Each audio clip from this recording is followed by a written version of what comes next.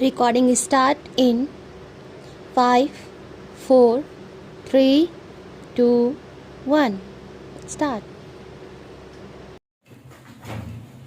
Sir, before the House adjourned for lunch yesterday, I had started speaking on the Essential Commodities Amendment Bill.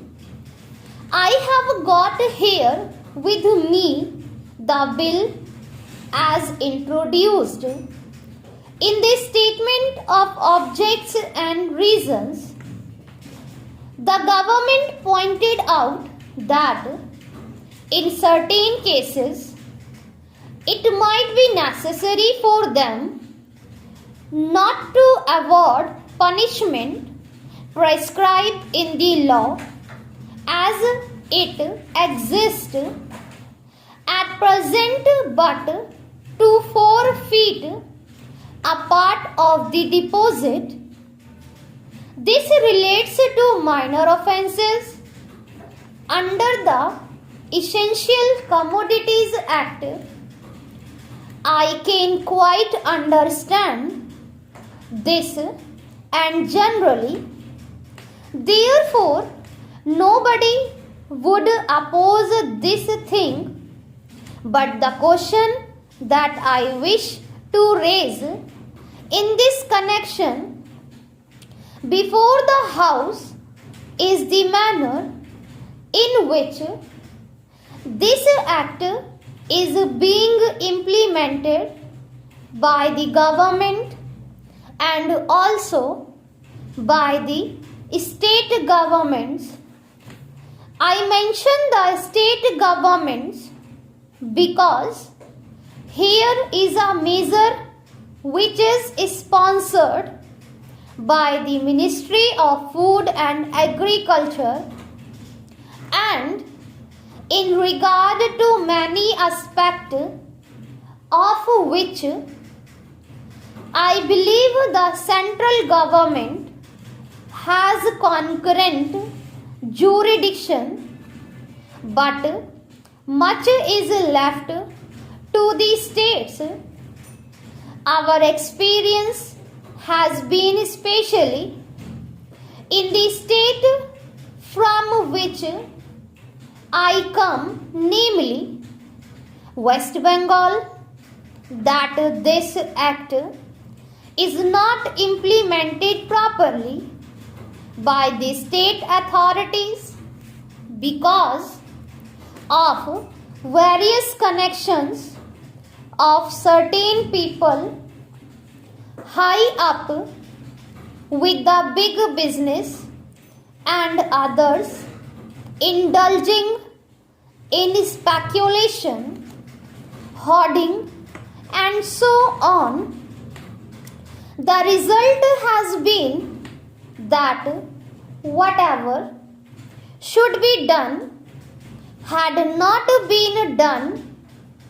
The central government has got powers under this act to make rules, to give direction to the states, and to supervise the manner in which the particular measure is administered by the states. We found that much that could have been done was not done. What is the use of talking about punishment of the small fry? Certainly, if they are guilty, they have to be punished, and the smaller the fry, the minor should be the punishment. I agree there, but the point is that the act is not properly implemented. We should like to know from the government as to how many cases have been started under the Essential Commodities Act. We know that food grains had been hoarded, speculation had been indulged in, stocks had been removed from one state to another by unfair and illegal methods. These should have attracted the attention of the Essential Commodities Act. The act was passed in this Parliament with a view to putting a check on speculative rise in prices. In this connection, I am also happy to hear what the Defense Minister said yesterday in one of his public meetings, namely that the Government of India is contemplating to create a set-up in our villages wherein our panchayats will be functioning more or less on the lines of Parliament.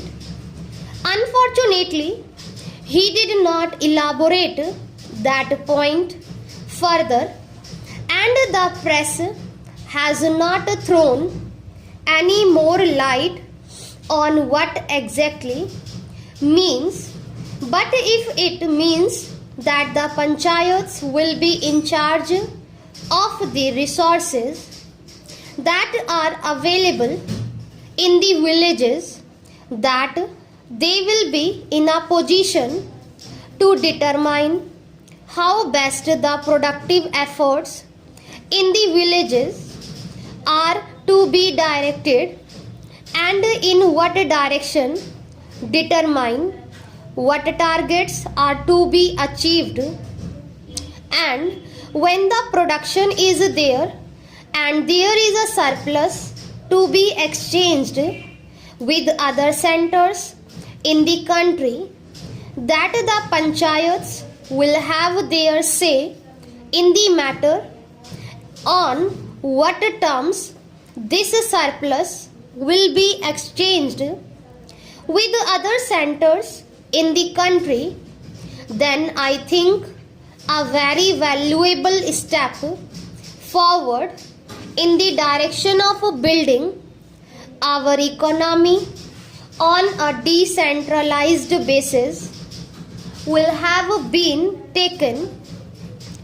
We have always taken the view, sir, that if planning is to succeed in our country, and if there is not going to be any regimentation of our productive activity and forces, what is necessary is that the common man should have a voice in determining the economic policies and in formulating the economic plans of development, and should have also his say in determining on what terms a village or a group or an industry should be working for the development of economy as a whole. In other words, some amount of competition, some amount of bargaining power is to be generated in the lowest strata of our society and in the lowest rung of our economy, so that with the help of that bargaining power, under the overall influence and policy of the Planning Commission, it may be possible for us to develop our economy in a manner which satisfies both the interest and the requirements of the nation as well as the aspirations of the people. when people feel that they also have their say in the formulation of policies and programs, and that such policies and programs are not something which is dictated from New Delhi, but are those which have been worked out, but their own efforts and as a result of their own deliberations. To that extent, these plans are a part of their efforts in the development of their regions, of their own craft, their own industries, and their own skills.